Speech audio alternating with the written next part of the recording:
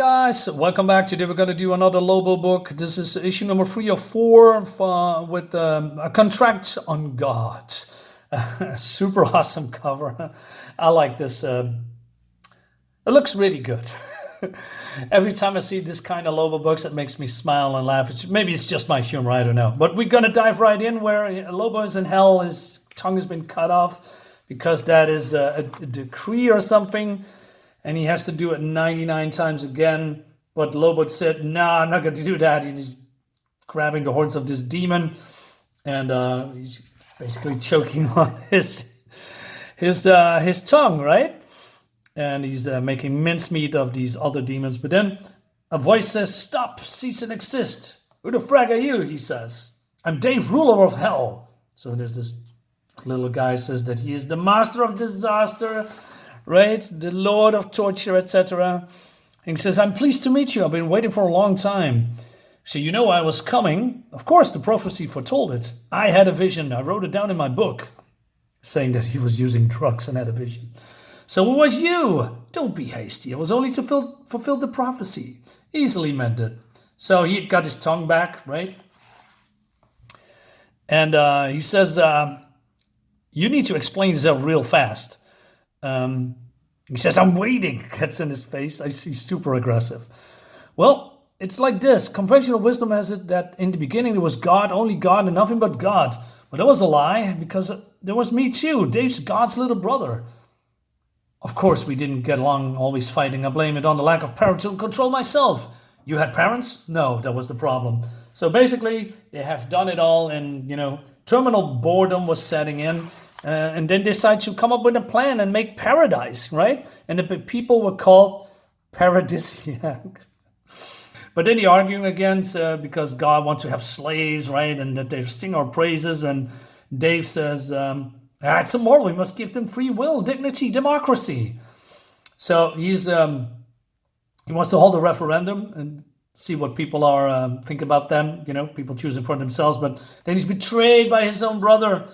If you like people so much, you can have them after they're dead. So he's been transported to hell, right? And he's become then a ruler.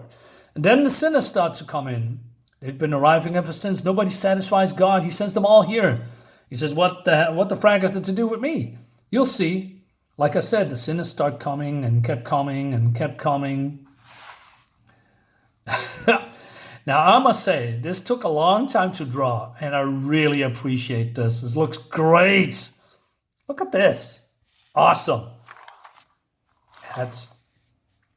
So Dave says, listen up. You suffered enough. I'm sending you to heaven this afternoon. And everybody's pleasing. Say, yay, cheers with Dave. So Lobo and Dave then come in, right? And they say, we love you, Dave. We remember you in heaven. Bless you, Dave. And it looks great, too. He's going to all these dead people, right? And then Dave says, listen up, everybody. What's a joke? You're not going anywhere ever. You're here for the duration. And they are cursing him. And he's very pleased with himself.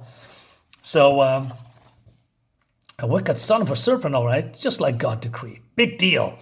And I'm fragging enough, Clyde. I don't want to even care what this has to God to do with me. Just send me back to God, and I'll only rip your guts out for the tongue job. He said, that's not easy, says Dave.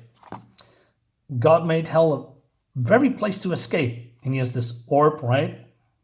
And he says, watch your mouth. Nothing impossible for the main man.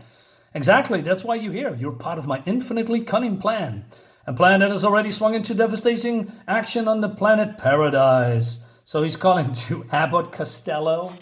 But Abbot Costello is doing other things in his free time. He says, how goes the insurrection? All of the Paradise monks have been delivering the forbidden literature. Alcohol, tobacco, pornography, right? So they are stirring up trouble, right? And they are standing up to God. And when people have had enough of God's intervention. So there he is, and he's basically just killing everybody that doesn't agree with him, and then he's been fleeing away because the people have thrown rocks and stones and, at him. You see, while God's diverted by rebellion on Paradise, the hordes of hell will ride against heaven, if you help us escape, that is. And what is my angle apart for getting my hooks into your bastard's brother? He says, well, if I'm gonna rule heaven, you can have hell. He says, this shabby dub, you're joking, man. Don't be too hasty here. Try the uniform. And the next page cracked me so up. I laughed out loud, real loud. Not this one.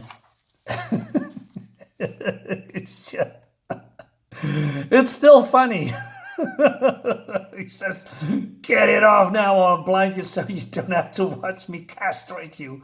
All right, only joking. So he says, I'm going to help you escape because it looks like I don't get out of here unless I do.